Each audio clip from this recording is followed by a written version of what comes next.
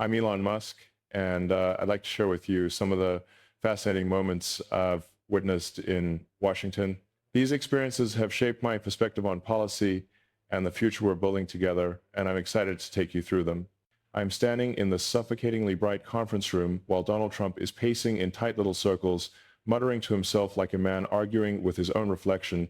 and every aide in the place is pretending not to notice that the supposed mastermind of government efficiency is now canceling the very agency he once waved around like a golden ticket. DOGE, his Department of Government Efficiency,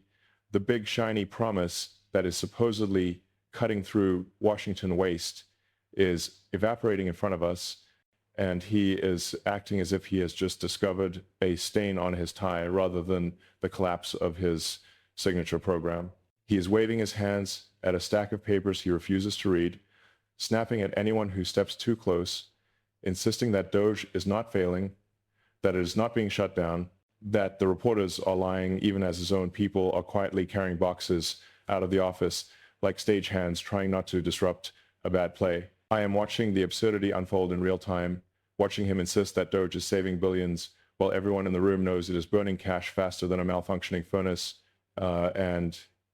he is barking orders about optics, telling his communications team to bury the story under something louder, something flashier, something preferably about him looking strong and decisive, even though he is clearly spiraling. He keeps saying the numbers are wrong, that the math is wrong, that the analysts are wrong, that the accountants are wrong, as if the entire federal government is running some personal vendetta to humiliate him. And every time he says it, the irritation in his voice sharpens, like he is trying to convince himself more than anyone else. He is insisting that DOGE is not gone, that it is pivoting, evolving, transforming into something better,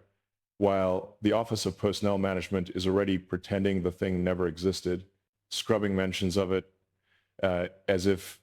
erasing a word from a whiteboard could erase the waste, the errors, the nonsense. I can feel the tension tightening across the room as he demands to know why no one is talking about the billions DOGE has supposedly saved, ignoring the fact that the so-called billions were actually tens of millions, and the tens of millions were actually bad data, and the bad data was actually tied to programs that existed long before he touched them. He is now lecturing about fraud, that he has uncovered massive fraud, that he is rooting out criminals, yet everyone is standing here waiting for him to produce even one name, one consequence, one result, and he is coming up empty, glaring at his own silence like it has betrayed him. Then he pivots, as he always does, rambling about how DOGE was visionary, how Elon Musk worked genius, how the chainsaws on stage with theatrical brilliance, as if performance art counts as governance.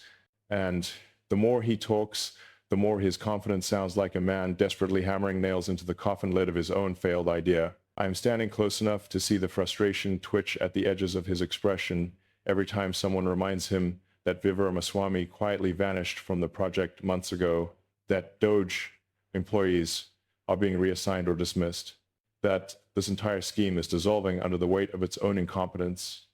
and he is insisting it is all part of a master plan, refusing to admit that the master plan is crumbling in his hands. He is snapping at an aide who dares to mention the obvious, that the agency designed to clean up government waste has become the most wasteful invention of his term, and the room goes still, as if everyone is bracing for one of his trademark tantrums, the kind where he lashes out at the nearest target to avoid confronting his own mistakes. And as I stand here watching the meltdown take shape, watching him deny the undeniable, watching him try to spin this humiliation into triumph, I can feel the absurdity pressing against every corner of the room, because we're all witnessing the same truth. The program created to prove Trump could govern is revealing that he never knew how to govern at all. He is storming out of the conference room now, dragging the chaos with him like a storm cloud, clinging to his shoulders, and the hallway staff are stiffening as he passes, trying to shrink themselves against the walls so they do not accidentally become the next target of his frustration. I am following a few steps behind, watching him jab a finger at someone holding a printout of the latest internal audit, snarling that the numbers are rigged because they do not reflect how well DOGE is supposed to be performing, as if in tension, can overwrite arithmetic. He is insisting he has proof of waste and fraud everywhere, that his enemies are terrified he has exposed them, but every time someone offers to brief him on the actual findings, he waves them off, claiming he already knows more than the experts and that the experts are all incompetent anyway. He is moving quickly, pacing faster than the staff can keep up, and he is ranting now about Elon Musk, about how Elon was supposed to stay loyal, to stay in Washington, to stay part of the show, and how everything started falling apart the moment Elon walked out and left Trump holding the collapsing structure of his own overhyped department. He is complaining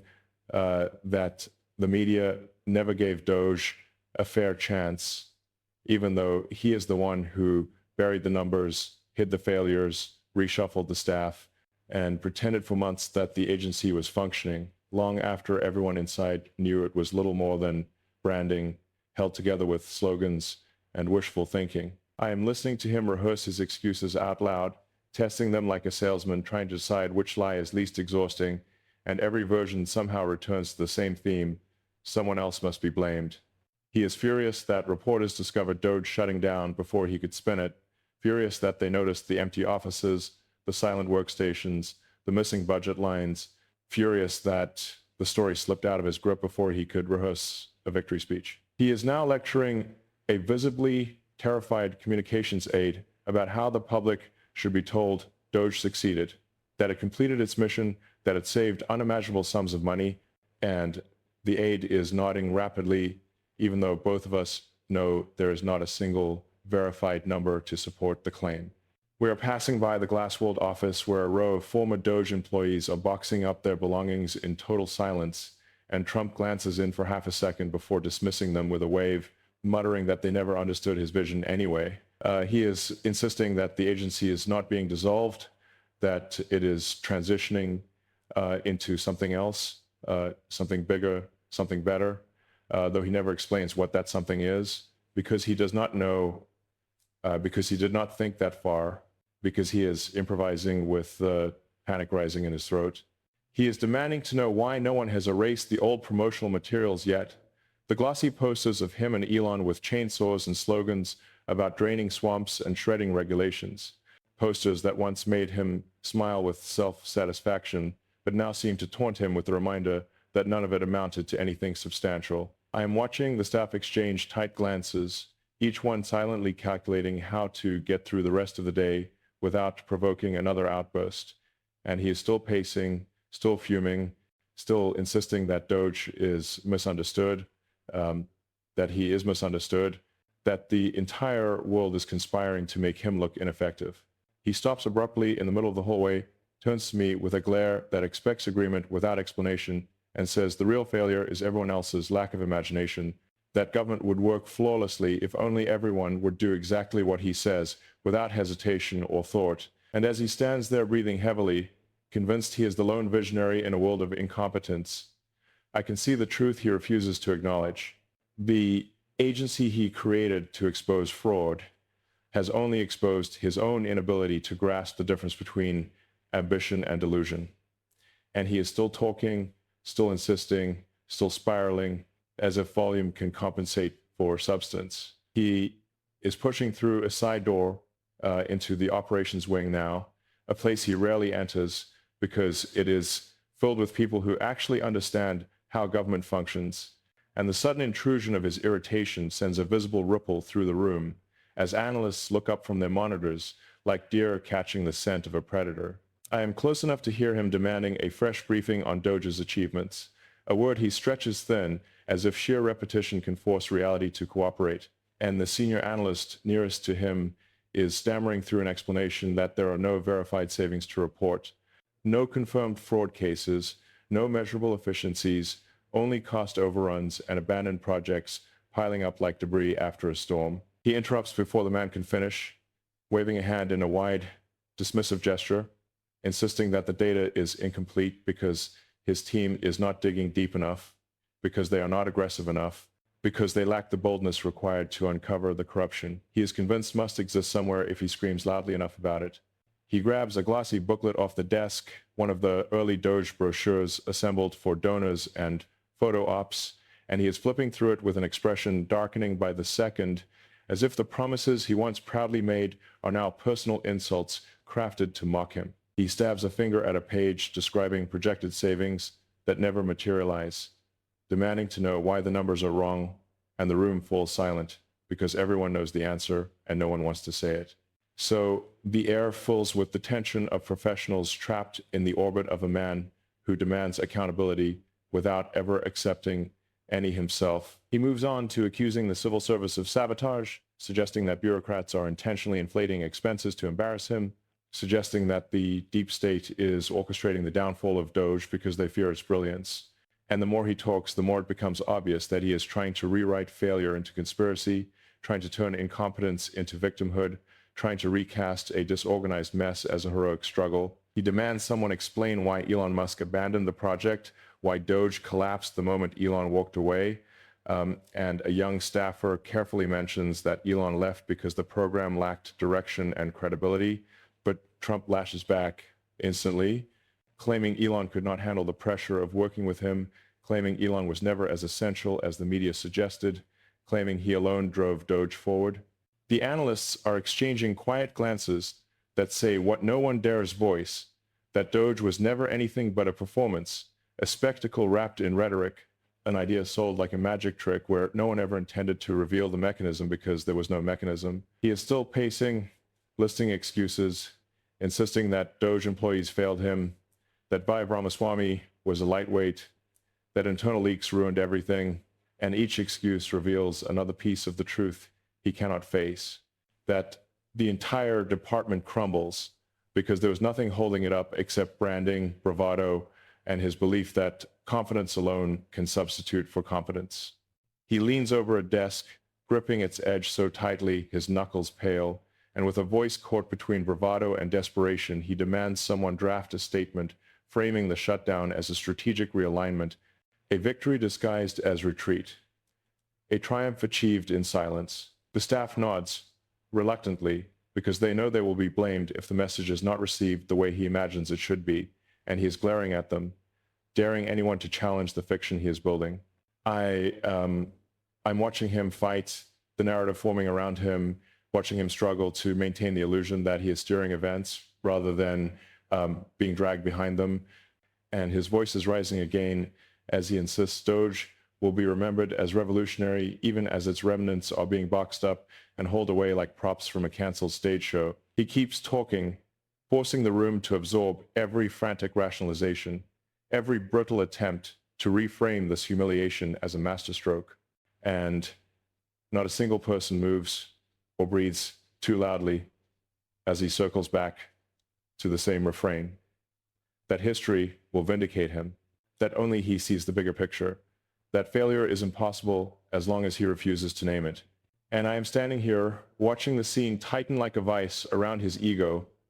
watching him drown in excuses of his own making, even as he demands applause for a program collapsing under its own emptiness. He is drifting now toward the communications hub,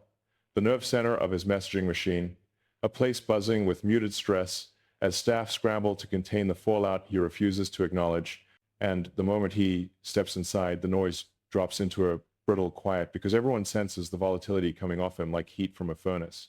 I am following him as he scans the room with the agitated stare of someone searching for the next person to blame, settling on a junior press aide who is holding a draft statement that dares to mention the word shutdown, and he snatches the page from her hand, crumpling it as though the problem isn't the failure itself, but the honesty of naming it. He insists Doge is not shutting down, that it is entering a new phase, a better phase, a phase so brilliant that no one in the room is smart enough to understand it yet. And the aide is nodding with a tight smile that looks like it is stapled in place because disagreement is unthinkable. He begins dictating new language, pacing in jagged lines, arguing with the air, demanding a narrative built entirely from vagueness and exaggeration, insisting that phrases like strategic transformation and historic efficiency breakthrough be inserted, even though he knows, and we know, and every sentient human with a calendar knows, that the only transformation happening is Doge's rapid descent into oblivion. He keeps ranting about how the media is out to smear him, how reporters are vultures, circling a caucus that exists only because they refuse to appreciate his genius. And he is lecturing seasoned communicators like they're interns who have never handled a crisis before, telling them to get tougher, to hit back harder, to frame DOGE's failure as Washington being too scared of his reforms. The irony, of course, is hanging right there in the stale office air. The only thing that terrified anyone in Washington was the incompetence that DOGE displayed every time it pretended to be a real agency. He demands someone pull up old footage of him and Elon Musk wielding chainsaws on stage, declaring it proof that DOGE once had momentum, once had vision, once had the nation's attention, as if showmanship can retroactively create results that never existed. He is furious that the imagery now looks clownish, desperate,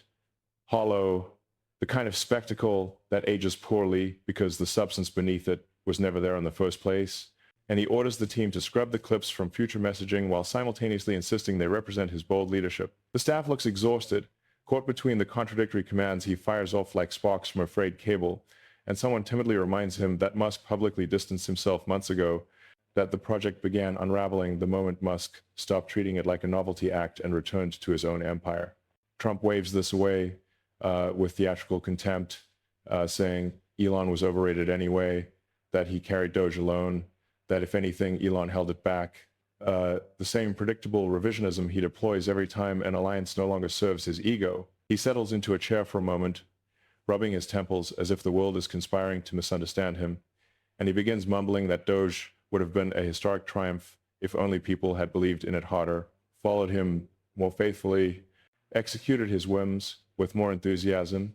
the same circular logic that turns his own failures into proofs of other people's disloyalty. He demands a new rollout plan for a successor initiative, something bigger, louder, vaguer, something that can be promoted long enough to distract from the smell of this collapse. And the team begins drafting talking points, even though everyone can see the exhaustion in their eyes as they prepare yet again to sell a fantasy built on nothing but bravado.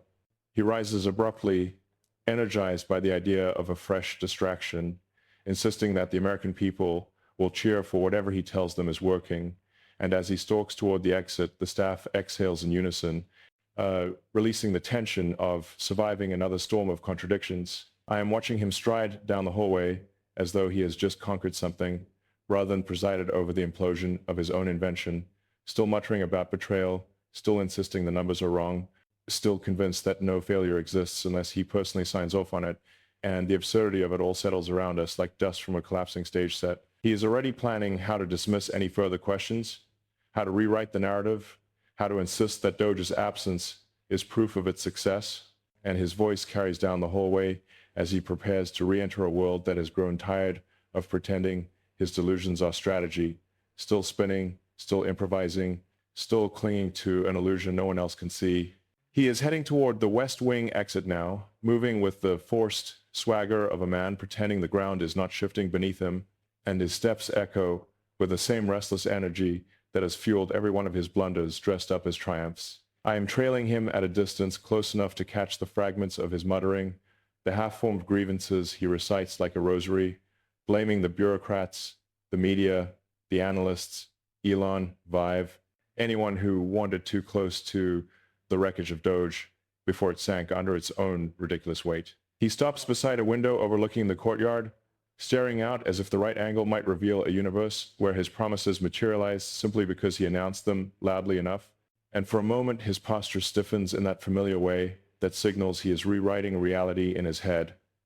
sanding down the edges of humiliation until he convinces himself the shape was intentional all along. He starts talking again, not to me, not to anyone, just into the air, insisting that if DOGE failed, it is because Washington is a swamp too deep for even his supposed genius, insisting that the country would be thriving if people obeyed him with the same devotion he demands rather than the begrudging tolerance he earns. He is rehearsing lines for a future rally he imagines will redeem him, lines about being the bold leader who tried to fix government but was thwarted by cowards, about how he alone had the courage to challenge corruption no one else could see, about how the system is too afraid of him to let him succeed. each phrase more delusional than the last as he polishes the mythology of a victimhood he wears like armor. A senior advisor catches up to him, carefully mentioning that reporters are still asking why DOGE produced no prosecutions, no audits, no measurable savings, no achievements beyond slogans, and Trump cuts him off with a sharp laugh, insisting that the absence of evidence is proof the conspirators covered their tracks, not proof that DOGE uncovered nothing, twisting logic into a pretzel so tight it could collapse under its own strain at any second. He demands talking points for his next appearance, something that reframes the dissolution as strategic brilliance, something that blames invisible enemies, something that flatters his supporters' fatigue and anger while distracting them from the fact that DOGE was never anything more than a marketing gimmick wrapped in bureaucratic cosplay. He keeps walking, energized by the idea of performing indignation on camera, already picturing himself on stage railing against the deep state, conveniently forgetting how easily he outsourced DOGE's leadership to Elon Musk and then pretended not to care when Elon abandoned it like a broken toy. He is rambling again about how government needs a businessman, how America needs disruption, how he is the only one with the courage to slash waste, even though the only thing he managed to slash was the credibility of every person who defended DOGE while it quietly disintegrated behind them. As we move down the hallway, the atmosphere shifts, staff peeling away toward their offices, relieved to escape the gravitational pull of his spiraling narrative, and he keeps talking as though the shrinking audience does not matter, as though listening is optional because the story only becomes real once he hears himself say it. He reaches the doorway leading out to the colonnade, sunlight casting long shadows across the stone, and he pauses for a moment, adjusting his tie as though preparing for a scene he believes history will admire rather than mock. He mutters that DOGE will be remembered differently someday, that people will understand what he tried to do, that greatness is always misunderstood in its time, and the self-pity in his tone is so thick it clings to the walls. He steps forward, shoulders squared in defiance of a reality he refuses to absorb, already planning the next spectacle, the next distraction, the next attempt to convince the nation that competence is optional if confidence is loud enough. And as he strides outside, I can feel the hollow echo of DOGE behind us, a monument to bluster masquerading as leadership, still crumbling even as he insists the ruins are proof of victory.